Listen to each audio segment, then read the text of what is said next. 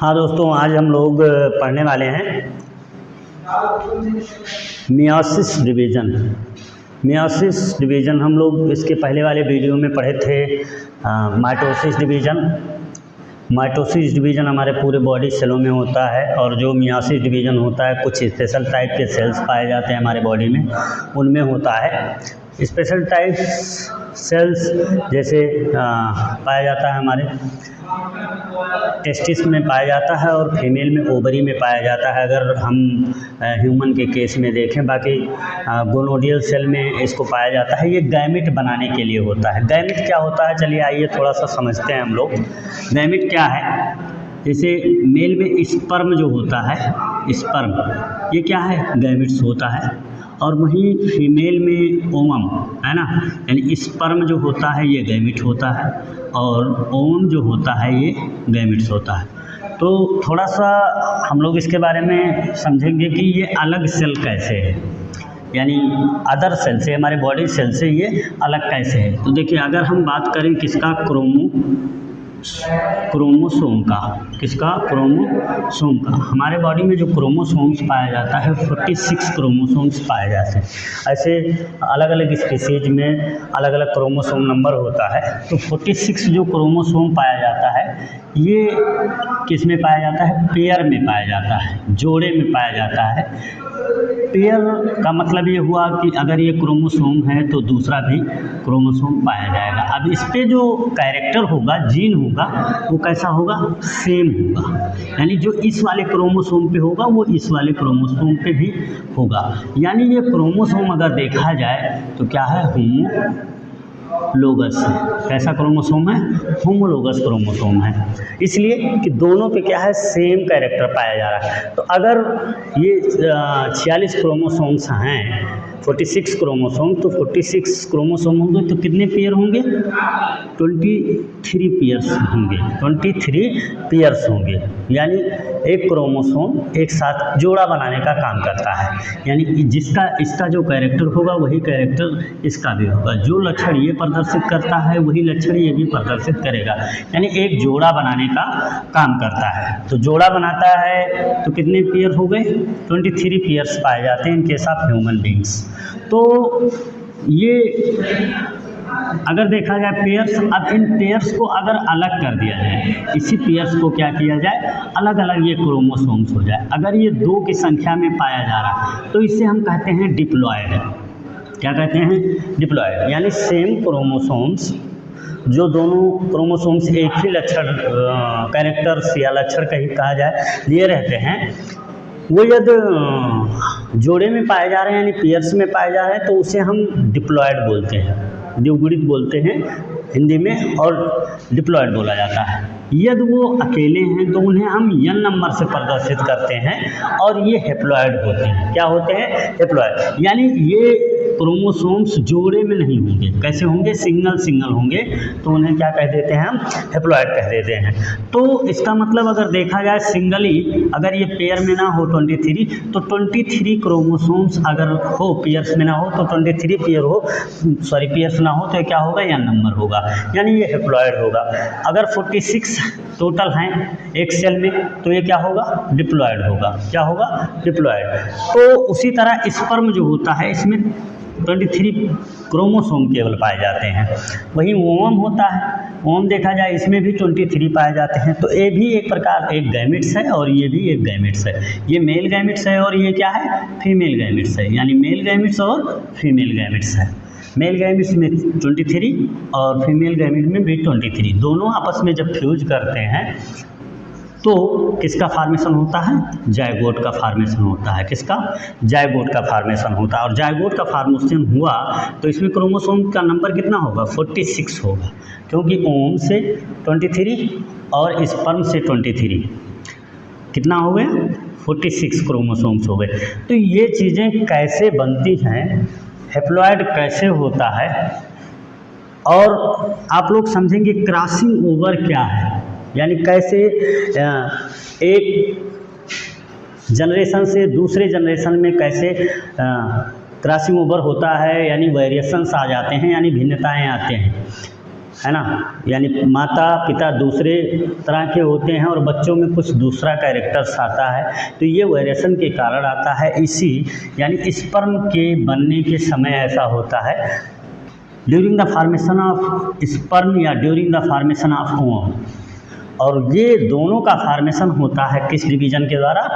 Meiosis division के द्वारा संभव होता है। यानी मियोसिस डिवीज़न होता है, फिर होता है, मियोसिस डिवीज़न होने के बाद होता है।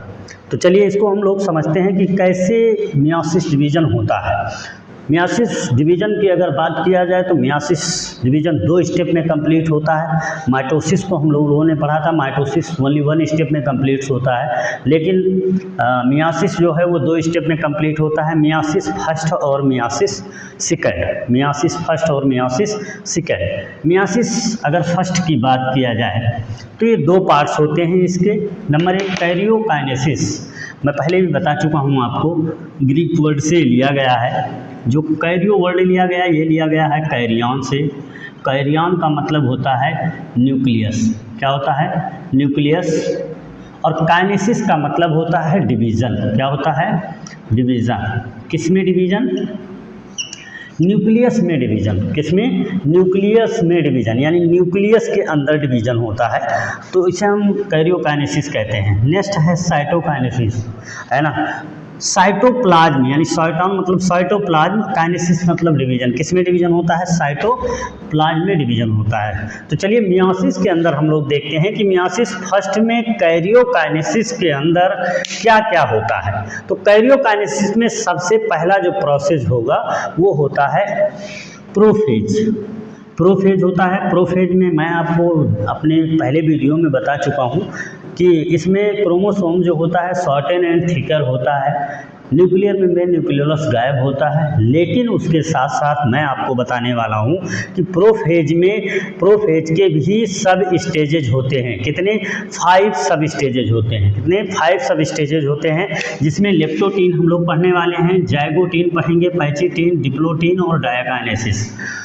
इसमें से जो वेरी मोस्ट इम्पॉर्टेंट है पैचिटीन और डिप्लोटीन स्टेज। इस स्टेज में क्रॉसिंग ओवर होता है। क्या होता है? इस स्टेज में क्रॉसिंग ओवर होता है, जिसकी वजह से हमारे आने वाले जनरेशन में वेरिएशंस आते हैं। और वेरिएशंस जब लगातार कई पीढ़ियों तक, है ना, लगातार होते जाते हैं, तो कुछ इवोल्यूशनरी चेंजेज होने के भी चांसेज होते हैं।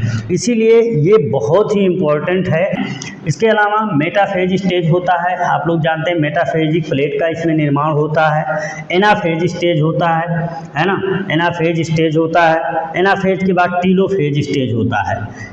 बाकी सब सेम होते हैं, बट इसमें प्रोफेज स्टेज जो होता है ये वेरी मोस्ट इम्पॉर्टेंट होता है कि किस तरह से क्रोमोसोम जो होता है वो उनके कैरेक्टर्स को चेंज होने के चांसेज होते हैं, क्यों चेंज होते हैं, क्या रीज़न हो सकते हैं, ये सब हम लोग पढ़ेंगे किसमें? पैचिटीन और डिप्लोटीन स्टेज में। ये उसके बाद by cell flow and by cell plate, यानी जो साइटोकाइनेसिस होगा बाई सेल फ्लो और बाई सेल प्लेट होता है ना। यानी बाई सेल फ्लो जो होता है वो एनिमल सेल में होता है, बाई सेल प्लेट जो होता है वो प्लांट सेल में होता है। इसके अलावा मियोसिस सेकंड अगर देखा जाए तो मियोसिस सेकंड जो होता है वो सेम एज माइटोसिस की तरह ही होता है। इसमें भी कैरियोकाइनेसिस होता है, जिसमें प्रोफेज, मेटाफेज, एनाफेज, टीलोफेज, यानी ये 4 स्टेजेज इसके होते हैं। कौन कौन? Prophase second, metaphase second, anaphase second और टीलोफेज सेकंड। मियोसिस सेकंड के ये कैरियोकाइनेसिस के पार्ट्स होते हैं। इसके अलावा साइटोकाइनेसिस होता है, तो साइटोकाइनेसिस में भी सेम तो होगा, क्या? By cell flow, by cell plate. Meiosis division में एक स्पर्म और एक ओवम का फॉर्मेशन होता है। किस सेल से? गोनोडियल सेल से। यानी कैसे ये चीज़ हम लोग सीखेंगे कि कैसे वेरिएशन होता है और कैसे क्या होता है, एक डिप्लॉयड सेल से हैप्लॉयड सेलों का फॉर्मेशन होता है। हम लोग मियोसिस फर्स्ट पढ़ने वाले हैं। तो मियोसिस फर्स्ट जो होता है वो एक्चुअली में इंटरफेज के बाद में इसमें जो प्रोफेज स्टेज होता है, प्रोफेज स्टेज में लेप्टोटीन, जाइगोटीन, पैचिटीन, डिप्लोटीन और डायाकाइनेसिस, ये 5 सब स्टेजेज होते हैं। इन 5 सब स्टेजेज की अगर बात किया जाए तो सबसे पहले हम बात करते हैं लेप्टोटीन की। लेप्टोटीन के में क्या होता है, क्रोमोसोम्स हमें विजिबल दिखाई देता है और उसके बाद में सेंट्रियोल जो होता है वो अपोजिट पोल की ओर जाने लगता है। जाइगोटीन स्टेज आता है। जाइगोटीन स्टेज में क्रोमोसोम पेयर बनाने का काम करता है, यानी मीन्स पेयरिंग का काम करता है, जोड़ा बनाने का काम करता है। इसके अलावा जो सिनेप्टोनेमल कॉम्प्लेक्स का फॉर्मेशन होता है, यानी ये क्रोमोसोम्स दोनों सिनेप्टोनेमल कॉम्प्लेक्स का फॉर्मेशन करते हैं, यानी इसके आर्म जो होते हैं ये जुड़े हुए होते हैं, यानी आपस में जुड़ने लगते हैं, एक जोड़े बनाने में क्या होता है, यानी सिनेप्टोनेमल कॉम्प्लेक्स का फॉर्मेशन यहाँ करते हैं। उसके बाद इसके वजह से क्या होता है कि क्रोमोसोम 4 आर्म्ड में जो है कन्वर्ट हो जाता है। 4 आर्म्ड मतलब यानी 4 भुजाओं वाला बन जाता है क्रोमोसोम्स, जिसको हम एक को कहते हैं सिस्टर क्रोमैटिड्स और दूसरे को कहते हैं non sister chromatids. Sister chromatids और नॉन सिस्टर क्रोमैटिड ये चीज़ होती है किसमें, पैचिटीन स्टेज में। पैचिटीन स्टेज में क्या होता है कि क्रोमोसोम 4 आर्म्ड वाला हो जाता है, यानी इसमें जो है 4 भुजाएं हो जाती हैं एक एक क्रोमोसोम में। पैचिटीन स्टेज में एक नॉन सिस्टर क्रोमैटिड्स होता है और दूसरा सिस्टर क्रोमैटिड्स होता है। इसके बाद अगर हम बात करें तो डिप्लोटीन स्टेज में क्या होता है, कयाज्मा का फॉर्मेशन होता है। थोड़ा यहाँ हम लोग क्लियर समझने वाले हैं।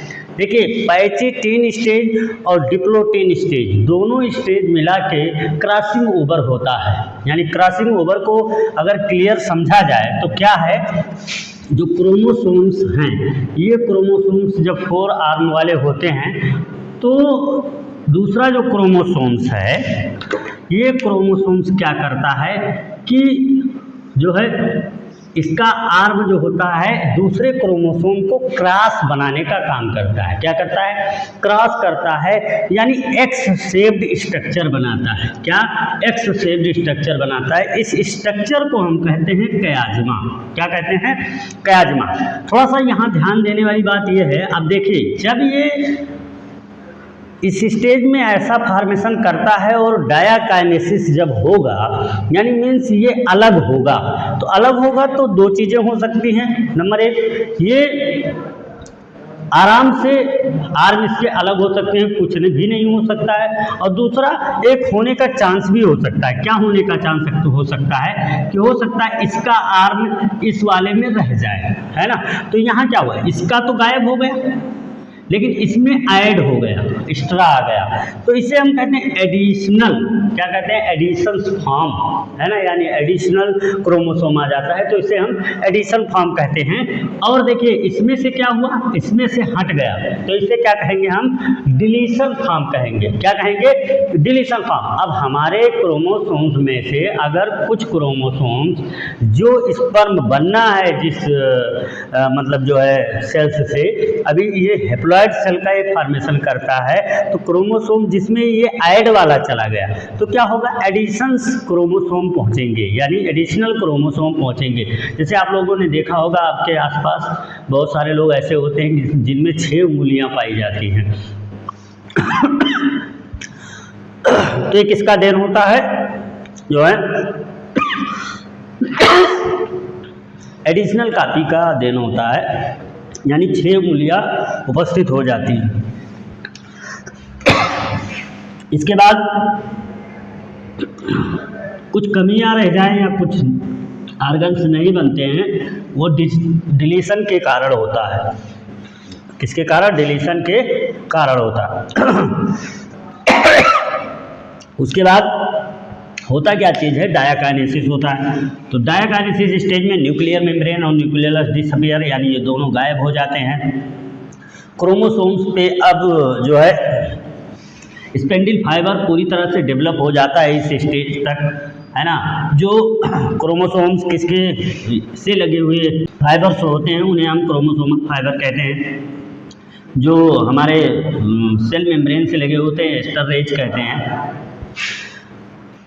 यहाँ तक प्रोफेज स्टेज होता है। प्रोफेज स्टेज समाप्त होने के बाद मेटाफेज स्टेज स्टार्ट होता है। मेटाफेज में क्या होता है, क्रोमोसोम बीचों बीच में आने लगता है, मेटाफेजिक प्लेट का निर्माण करता है।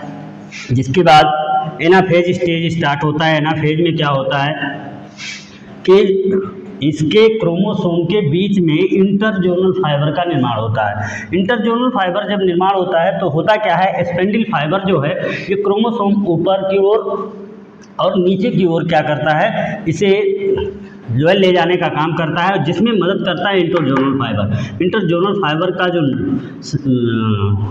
नंबर है वो बढ़ता जाता है, जिसकी वजह से ये दोनों सेपरेट होता जाता है। और टीलोफेज स्टार्ट होता है। टीलोफेज स्टेज में क्या होता है, न्यूक्लियर मेम्ब्रेन और न्यूक्लियस आ जाते हैं, यानी एक सेल के अंदर कितने 2 न्यूक्लियाई का फॉर्मेशन होता है। इस तरह से साइटोकाइनेसिस होता है, यानी साइटोप्लाज्म में विभाजन होता है। यदि जो है एनिमल सेल है तो ये क्या होगा, बाई सेल फ्लो होता है। अगर प्लांट सेल है तो बाई सेल प्लेट होता है। और इस तरह से 2 सेलों का फॉर्मेशन होता है। ये दोनों सेल क्या होते हैं, हैप्लॉइड सेल होते हैं। क्या होते हैं, हैप्लॉइड सेल। यानी मेटाफेज स्टेज में जब नंबर ऑफ क्रोमोसोम्स का एनालिसिस होता है तो एनालिसिस के दौरान ये क्रोमोसोम नंबर हाफ हो जाते हैं। क्या हो जाते हैं, हाफ हो जाते हैं। और हाफ होने के कारण बनता क्या है, हैप्लॉइड सेल बनता है। तो मियोसिस फर्स्ट में क्या होता है, एक्चुअली में एक डिप्लॉयड सेल से, एक गोनोडियल डिप्लॉयड सेल से क्या होता है, 2 हैप्लॉइड सेलों का फॉर्मेशन होता है। ये मियोसिस फर्स्ट होता है। और जब मियोसिस सेकंड होगा, अब इन सेलों में मियोसिस सेकंड होगा तो एक सेल से 2 सेलों का और फॉर्मेशन होगा। और वो कैसा होगा, ये हैप्लॉइड सेल से हैप्लॉइड सेल का निर्माण होगा, यानी हैप्लॉइड सेल से एक हैप्लॉइड सेल से 2 हैप्लॉइड सेल और बनेंगे, है ना। तो यहाँ जो मियोसिस सेकंड होगा उसके कारण जो होगा 2 हैप्लॉइड सेलों का निर्माण होगा। अगर कंप्लीट देखा जाए मियोसिस डिवीजन में, तो कंप्लीट मियोसिस डिवीजन में एक डिप्लॉइड सेल से कितने 4 हैप्लॉइड सेलों का फॉर्मेशन होगा, क्योंकि इन जो बने हुए नए हैप्लॉइड सेल हैं इनमें भी मियोसिस सेकंड होगा। और मियोसिस सेकंड से क्या होगा, नए 4 हैप्लॉइड सेलों का फॉर्मेशन होगा। तो आई होप आप लोग समझ पाए होंगे कि लेप्टोटीन से लेकर और डायाकाइनेसिस स्टेज जो है प्रोफेज का, ये बहुत ही इम्पॉर्टेंट है। क्या करने के लिए, वेरिएशंस के बारे में अगर देखा जाए, वेरिएशंस के हिसाब से तभी ये इम्पॉर्टेंट है। यानी इवोल्यूशनरी चेंजेस जो हो सकते हैं वो इसी स्टेज के कारण होते हैं। अगर क्रोमोसोम में चेंजेज ना आए, पहला वेरिएशंस ना हो, तो क्या होगा, किसी प्रकार का कोई बदलाव नहीं हो सकता है। लेकिन इसमें ऐसा होता है जिसके वजह से, यानी क्रॉसिंग ओवर की वजह से क्या होता है, वेरिएशंस आता है। हम देखते हैं कि जो है माँ बाप कुछ दूसरे तरह के होते हैं, बच्चों में कुछ कैरेक्टर दूसरे तरह का हो जाता है। तो ये किसकी देन होती है, ये क्रोमोसोम की देन होती है। और कहाँ, पैचिटिन और डिप्लोटीन प्रोफेज के सब स्टेज में ऐसा होता है ना। और उसके बाद में कंप्लीट होल प्रोसेस में होता है, यानी मियोसिस फर्स्ट जो होता है इसमें ये स्पेशलिटीज पाई जाती है इस डिवीजन में कि जाइगोट से लेकर पैचिटिन स्टेज जो होता है प्रोफेज का, वेरी मोस्ट इंपॉर्टेंट होता है फॉर वेरिएशंस, है ना। तो आई होप आप लोग समझ पाए होंगे।